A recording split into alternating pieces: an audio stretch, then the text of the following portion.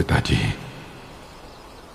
जिंदगी भर मैंने कई युद्ध लड़े, सम्मान के लिए, कर्तव्य के लिए, जीत के लिए।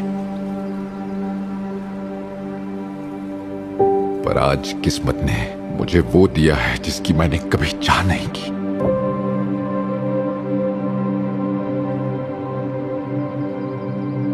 एक बेटी, तूफानों से अनछुई एक मासूम जिंदगी। मुझे सभी परम पिताओं की शक्ति दीजिए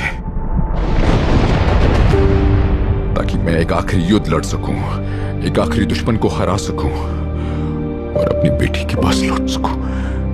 एक योद्धा बनकर नहीं, सुकून बनकर। उसे युद्ध नहीं, शांति का एहसास दिलाने जो मेरे नसीब में नहीं था।